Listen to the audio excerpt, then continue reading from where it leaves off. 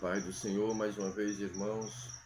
Aqui eu quero, irmãos, continuar com a passagem da ceia do Senhor. Nós falamos no outro vídeo, mas em um único vídeo não dá para a gente explicar tudo. E aqui eu quero trazer mais uma palavra, dando continuidade à passagem da ceia. Então, irmão, como nós aprendemos no primeiro vídeo, que a ceia ela é do Senhor, não é a nossa ceia, não é uma janta nossa, é a ceia do Senhor. E é uma coisa que acontece hoje em nossos dias de mês em mês. A nossa nós comemos todos os dias, mas a do Senhor é de mês em mês. Agora, é importante, irmão, esse discernimento do corpo do Senhor. Porque o que aconteceu em Coríntios? Em Coríntios, o que aconteceu é o seguinte, como eu falei, suponhamos que tinha 100 crentes na igreja de Coríntios, Digamos que 20% eram pessoas ricas, pessoas de condições financeiras bem estáveis, E essas pessoas, o que eles faziam? Olha aqui o que o texto diz que eles faziam, Suponhamos que esses 20%, o que eles faziam? Vamos ler aqui a palavra do Senhor aqui. No capítulo 11, versículo 21, que diz assim: porque comendo cada um antecipadamente a sua própria ceia, assim um tem fome e outro embriaga-se. Não tendes porventura casa para comer e para beber, ou desprezais a igreja de Deus e envergonhais os que nada têm? Ou seja, aqueles 20%, aqueles 20%, eles desprezavam a igreja de Deus. Eles desprezavam a igreja de Deus e envergonhavam os que nada têm. O que quer dizer eles desprezavam a igreja de Deus? Isso significa, irmão, que, vamos supor, no Coríntios tinham 100 crentes, Então 20% tinham uma condições financeiras boa e estável. Então esses 20%, eles desprezavam os 80%, que era a igreja de Deus. Eles desprezavam.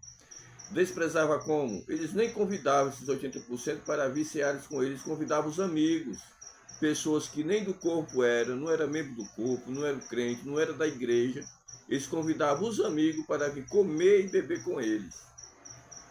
E aqueles amigos do mesmo nível deles, no mesmo patamar financeiro deles, eles convidavam esses amigos e eles desprezavam os irmãos.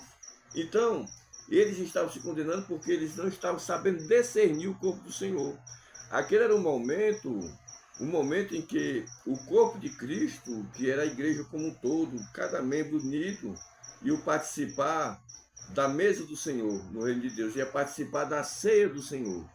Mas eles, os de melhor condições financeiras, eles desprezavam a igreja de Deus, como diz aqui o texto, Eles desprezavam a igreja de Deus e envergonhavam os que nada têm. Então, por isso que eles estavam se condenando, porque a igreja de Deus é algo sagrado para Deus. Como é que ele vai desprezar a igreja de Deus? Então, eles deveriam examinar o que estavam fazendo, E se examinar, é como se Jesus chegasse e dissesse: examine, meu amigo. Esses 20%, é como se Jesus chegasse para ele e dissesse: examine, você está agindo certo? Se a igreja aqui é todos os 100, aí vocês, 20%, 20 pessoas de 100, não convidam os irmãos para virem, vai convidar amigos, pessoas que não são crentes, pessoas que não aceitaram Jesus, pessoas que não pertencem à igreja, vocês vão convidar as pessoas e desprezam a igreja. Aqueles irmãozinhos, 80% que estão lá em casa, que estão nas suas casas, que não podem vir, morrem de vergonha porque não têm condições financeiras, vocês desprezam.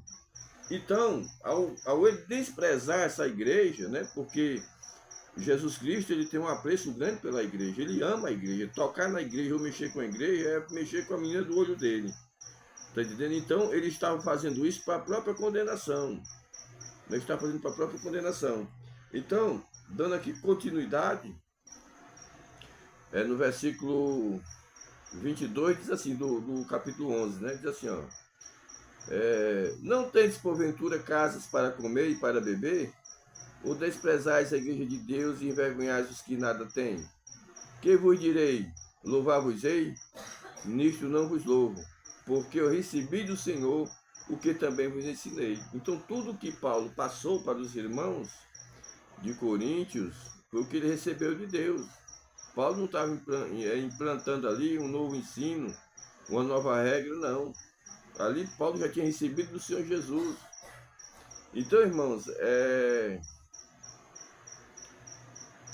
aí aqui continuando o texto, no versículo 26 diz assim: porque todas as vezes que comeres este pão e bebeste esse cálice, anunciais a morte do Senhor até que venha. Aqui o texto está dizendo que após beber e comer, tem que anunciar a morte do Senhor, não é isso?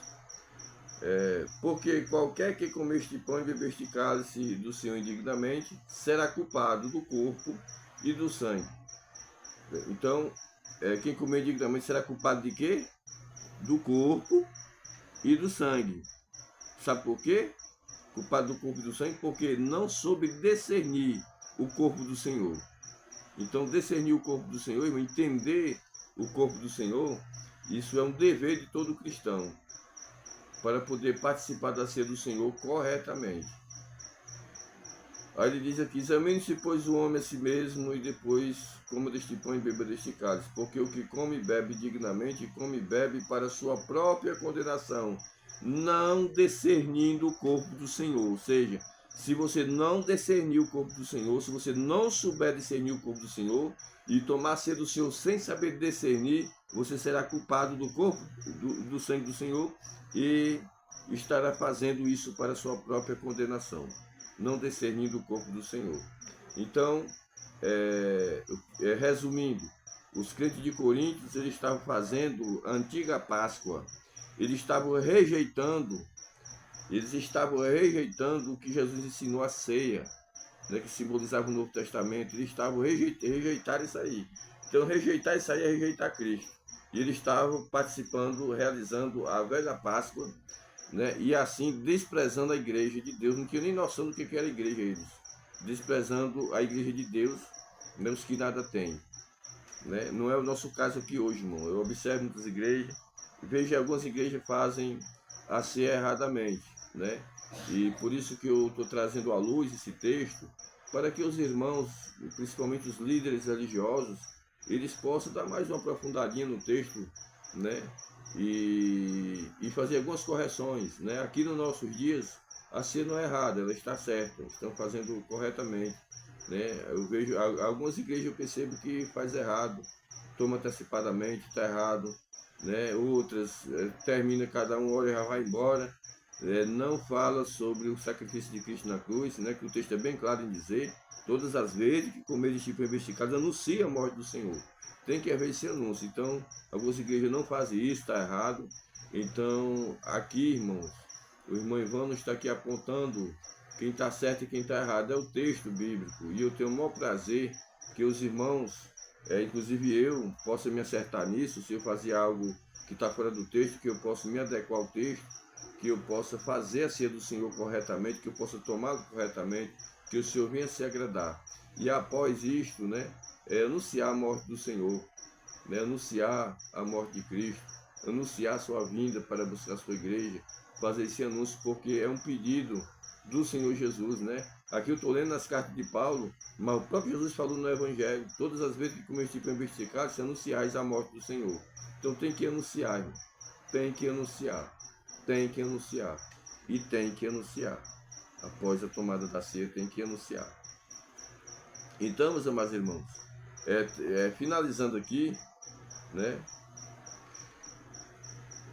Diz assim no 33, versículo 33: portanto, meus irmãos, quando vos ajuntais para comer, esperais um pelos outros. Mas se alguém tiver fome, coma em casa, para que não vos ajunteis para a condenação. Quanto às demais coisas, ordená-lo-ei quando for ter convosco. Então, irmãos, se você está com fome, se eu estou com fome, vou comer em casa, vou encher minha barriga em casa. Na minha casa eu faço a minha ceia, a minha janta, o meu almoço. Né? Lá na igreja não. Lá na igreja é a ceia do Senhor. Né? Lá eu vou estar à mesa com ele, mas é a ceia dele. Ele que vai participar através de mim, através de você. Então temos que discernir o corpo do Senhor. Né? O corpo do Senhor tem vários membros. né? Eu sou membro do corpo, José Antônio é outro membro, Antônio é outro membro, são vários, mas o corpo é um só. E o corpo participa da ceia do Senhor, sendo o corpo do próprio Senhor, sendo o corpo de Cristo, e quem ceia ele por meio do corpo. Ele é o Espírito, a cabeça do corpo. Quando o corpo ceia, o Espírito de Cristo está se alimentando por nós. Louvado seja o nome do Senhor. É como no jejum, irmão. No jejum, quando você está jejuando, né, alguns espíritos demoníacos, né, que tem muita sede, né, e quando você, por exemplo, está jejuando, que você se abstém de água, que você se abstém de alimentos, por exemplo, ele é judiado demais, porque alguns espíritos, irmão, eles precisam se saciar através do ser humano, né? Eles precisam se saciar através do ser humano. Então, quando você está em jejum, em água, eles passam uma sede terrível e passam uma fome danada. Sabe por quê? Porque você está ali na dependência de Deus, né? Muitas vezes aquela fome, aquela sede, aquele anseio, não é nem seu, entendeu? E aí você vai, bebe, às vezes você sacia um espírito e no jejum você destrói eles, certo? Eles arribam, porque ali eles vão ver que vão morrer de sede, a sede sede e fome do cabrão, como diz a história, né? Então eles caem fora e você tem um cenário de santidade diante de Deus, porque o diabo, irmão, você vê que Pedro era apóstolo de Jesus Cristo, Judas era apóstolo de Jesus Cristo, né? Mas Jesus disse, eu vos escolhi, e um de vós é o diabo. E outra vez Pedro falou uma coisa, Jesus disse, para trás de mim, Satanás. Estava em quem? Pedro, apóstolo de Jesus Cristo.